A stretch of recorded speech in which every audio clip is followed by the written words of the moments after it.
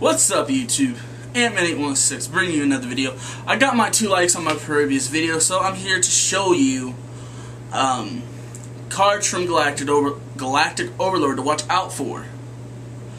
Now, I normally don't do this when I do this thing because I typically just do straight commons, but I'm going to tell you a nice little combo that would actually kind of work itself out. Alright, so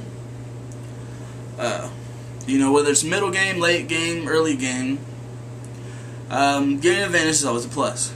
Now, typically, when playing against an opponent, if they draw trap cards and if they have too many, they typically set them. So, in the sneak peek, we finally got the first ever spiritual art for light. And of course, it's super.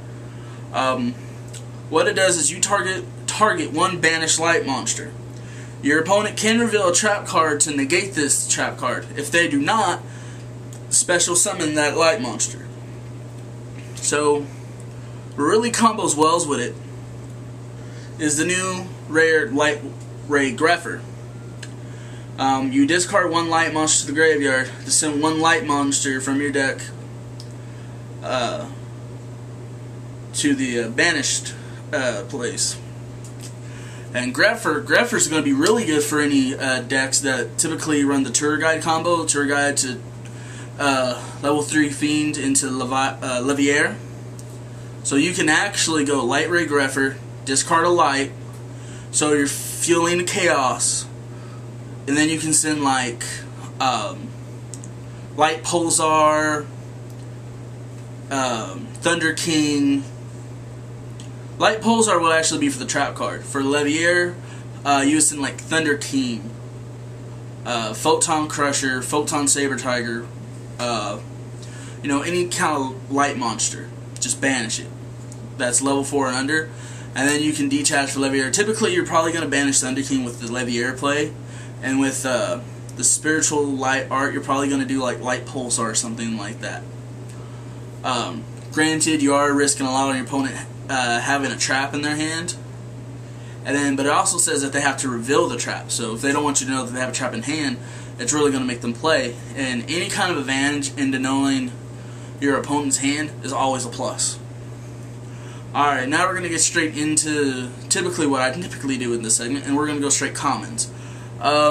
Some people were getting hyped about it. I can see why. Flame Tiger, 1800 attack, fire, beast, level 4. What this card does is pretty much, if it's in the graveyard and you control no monsters, instead of drawing, you can special summon this card. But when it leaves the field, it's banished. So what does this mean? Okay, so you're running low in cards. You have a level 4 in hand, so you can go Flame Tiger effect, don't draw, summon Flame Tiger, 18 beater, or with that level 4 in hand, you can go rank 4. And then, of course, when it detaches, it's not leaving the field, it's leaving the detach, so it goes back to the graveyard. Recyclable. Not only the fact that late game, you pretty much have nothing left. Your opponent don't have DD Crows, they have nothing left. This right here will be the game changer because it means you have a monster every time. It's pretty much the new Treeborn Frog, except, you know, you can't control any monsters. So, Flame Tiger is going to be really good. I can really see it being in a lot of decks, especially Exceed-based decks. Next is kind of for a Chaos Dragons, not the Dragon Swarm that people have been playing since the top 2, but I posted a build a while back of Chaos Dragons. You know, Light and Dark Dragons, that Red Star Metal, Galactic Photon, Light Pulsar. Yeah, no Light Swarms. Yeah, Bright Star Dragon, 1900 attack, level 4. What his effect is when you normal summon, you can target one monster on the field except for Bright Star Dragon, and increases the target's level times 2. Pretty much what this does is, like in my Chaos Dragon build, for example, it lets me run cards like Neo Galaxy has Photon Dragon. You have, say you have a almost max field where you have a Light Pulsar, Galaxize, and a Rise Dark Metal. You can actually normal summon Dark Bright, use his effect to target Light Pulsar, making it level 8. Then you can banish Bright Light for another red extract metal from hand, bringing out another Galaxize or just another random level 8 dragon to the field, and then you get your instant overlays for Neo Galaxize Photon Dragon. Or just the fact that you can change the levels of any dragon or of any card, and you can just make any kind of exceeds in multiples of 2. So I think it's pretty good. And plus it's not Pacific, it doesn't have to target dragons. So you can actually, since it obviously cannot target itself, just you have a random level 2 that survives. Or just your opponent doesn't attack, you have a random level 2, like Raikou, for example. You can first turn draw, flip Raikou, pop whatever you want to pop, mill, summon Bright Star Dragon, target Raikou, make it a level 4, and then you got your rank 4 right there. So that's just another way of how Bright Star Dragon be good. And any Light Sworn deck, any kind of mill deck or kind of like light discard deck, another good tech, especially since this is the Dawn of the Exceeds.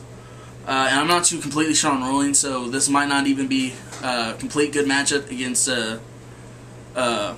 Dolka. I'm pretty sure Lagia, it actually will hurt Lagia. That's called Overlay Eater. It's a level 2 light reptile, and what it does is you banish this card from the graveyard. You target one Exceed monster on the field that your opponent controls, and you take a detach from it. And you actually attach it to one of your Exceeds. So it's kind of funny. You set up a Utopia, and they like Fiendish Chain it, and then next turn they go Lagia to stop you from doing anything. And if this is in the graveyard, or if you can get this to the graveyard like Foolish Burial or whatnot, and they don't negate it because they don't know what level Eater does, or but I'm pretty sure people are just gonna read the card and then negate with Lagia, even though you've already, or they'll try to at least. I'm pretty sure once you show them the card. Not to for sure on my ruling there, folks. I apologize. Another scenario I can think of is just maybe not against Dino Rabbit, but against just some Exceed. I know like the Verse decks that are coming, that's going to be coming out when Henry 6 comes out. If you don't know what the Verse are, I definitely recommend looking it up. You can steal their detaches and equip it to your detaches. So actually, this would probably be good for like Dino Rabbit players if they can get this somehow to the graveyard, because they can fill up their Lagias, fill up their Dolkas, and just have multiple negations. You can run 3 in the deck, so I want to see what someone can do with it. I want to try to figure out what I can do with it, but the fact that it's reptile, I mean, if it was like a machine or something, maybe a lot more broken and playable, because it only has 300 attack, but you can't choose your card stats, so just remember, guys, Overlay Eater. I wonder if any of you guys can figure out how to bust this.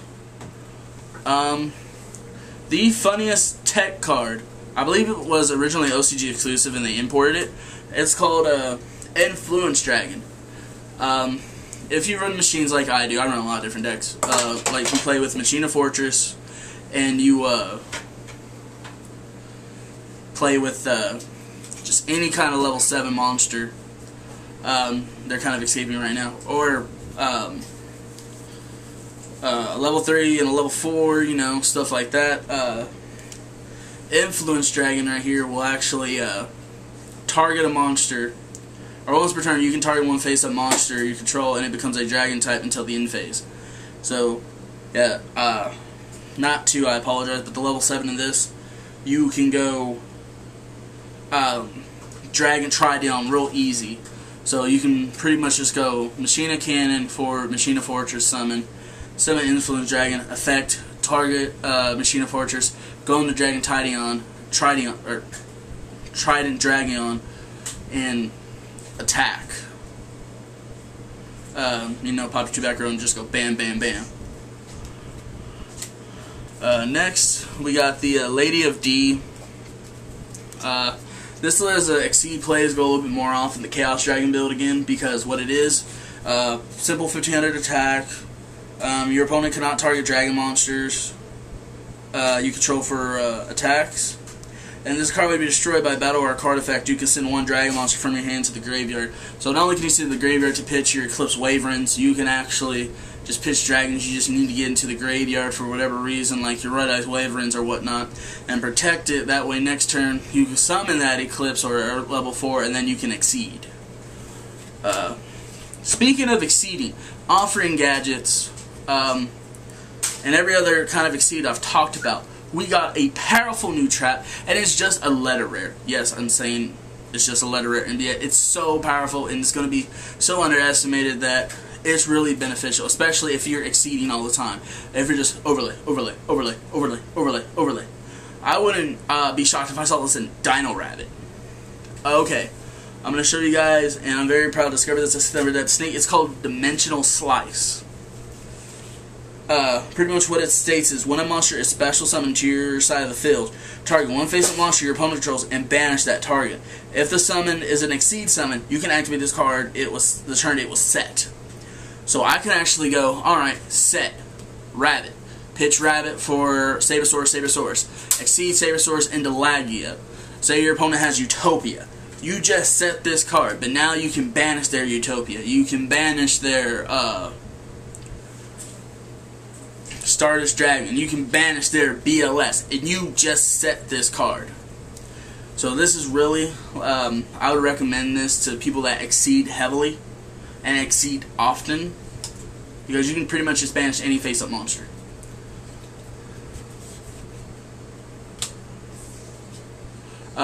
It's a spell card called Berserk Scale. Pretty much what it does, at first, an attacking monster that's not attacking directly, you can give it 1,000 attack points, and then after the damage, or after the battle phase, or excuse me, for the rest of the turn, and in the end phase of this turn, it loses 2,000 attack.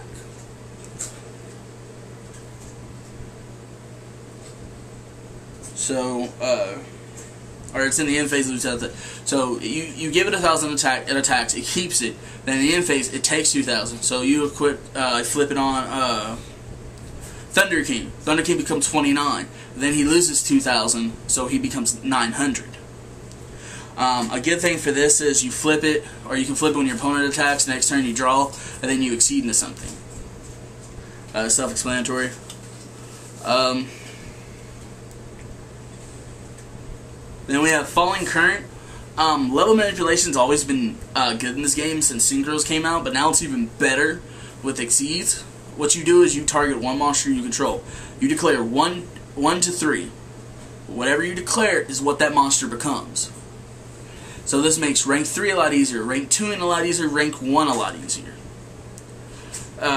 Say you have a Cyber Dragon in a tutor guide and your opponent's skill drain out, and you just need to go into number 30 Acid Golem. You can go, okay, special Cyber Dragon, normal tutor guide, activate Falling Current targeting Cyber Dragon, make it a level 3, exceed into number 30 Acid Golem, bam, bam, bam. Situational, I know, of course you can have the skill drain, you still pull this off, but that's why I think Falling Current is going to be pretty good. And I can understand that if you draw the dead time, it could be a dead card, I understand that, but for the effect, it's worth taking notice. Last but not least, out of the common cards from Galactic Overlord that I got from the sneak peek, Commander of Swords. Again, it is knowledge of your opponent's hand. What it states is, when your opponent draws cards for their normal draw and their draw phase, they reveal the cards they drew. If any is a spell or trap card, you apply one of the effects. You destroy, or you discard all cards they drew, or you destroy one spell and trap card they control. So, from the way it's worded, you know, they have back row, you know, you flip it, you know, you hit that torrential, you hit that warning, you didn't set off last turn, you know, you just hit whatever. If they have a fill spell you don't want to worry about, just, you get it. Or if it's a spell or trap card that they really need, you send it to the graveyard. Now, if it's not a spell or trap, it's a monster, you just realize what they got in their hand. It gives you player knowledge. Alright guys, that's all the cards I have to show you today. I apologize if I confused any of you with some of the stuff I was talking about. If you want a little more explanation or a better explanation, comment down below. I'll try to get back to your comments as soon as I can, explain all the cards I talked about. Yeah, I wouldn't have selected these cards if I didn't think they'd have some kind of factor in the game. Whether it be that random dot deck you face at locals that some kids just whooping you with and surprising you with. That way you at least know about it when they flip it or they activate it or they do it. You know what it does and you can prepare for it and think rationally and stop it from hurting you. And you know, things like that, and even spark your own ideas to be to make the next big deck, the next innovative deck. So this is the Ant-Man 816, and I'm out. Peace, guys.